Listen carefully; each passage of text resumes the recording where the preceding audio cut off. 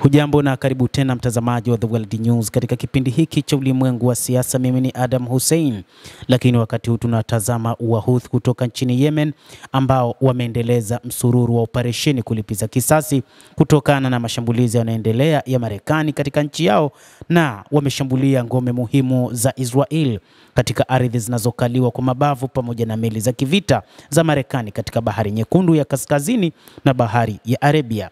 Brigedia Jenerali Yahya Saree, msemaji wa jeshi la Yemen, amesema kwamba Yemen imetekeleza shambulizi la kulipa kisasi dhidi ya eneo la kimkakati katika mji wa Ashkelon ulioko kusini mwa maeneo yanayokaliwa kwa mabavu kwa kutumia droni ya kivita ya kizalendo aina ya Yafa.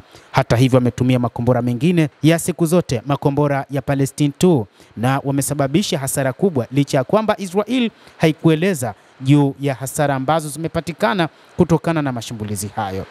Wapiganaji hao wa Kihouthi walirusha kombora la balisti katika eneo la Israel, na hii pia imeelezwa na jeshi la Israel likisema kwamba mapema Jumatano asubuhi, baada ya ving'ora vya roketi kusikika kaskazini mwa Israel, ishara kwamba Wahouthi wamerusha kombora lao.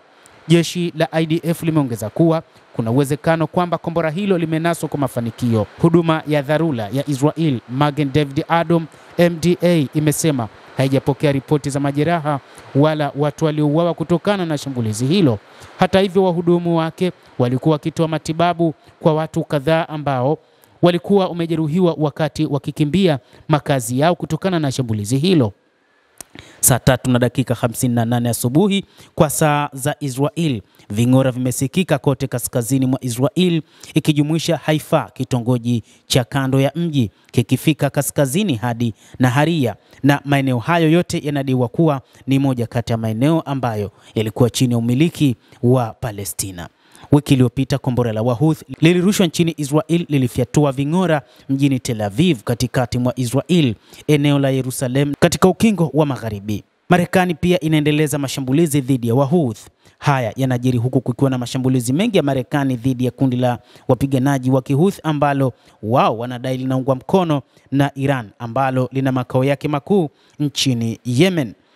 Hata hivyo, Jumapili, moja kati ya vyombo vya habari vinavyomilikiwa na serikali ya Saudi Arabia vimeripoti kwamba Marekani imeripotiwa kuwashambulia wapiganaji 50 wa Kihouthi huko Sanaa, Hudaida na Amran wakati wa operesheni za usiku huko Yemen, licha ya kwamba Wahouthi wa Yemen wamedai kwamba makombora hayo yalisababisha vifo vya watu 80 ambao ni raia wa Yemen.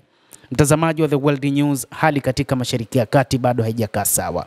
Licha ya kwamba kumekuwa na jitihada za kusitisha mapigano mara kwa mara, lakini bado mapigano yanaendelea upande wa Israel na Palestina, lakini pia Wahouthi dhidi ya Israel pamoja na Marekani. Endelea kuwa nasi mtazamaji, tutakuwa tukikujuza haya yote kupitia The World News.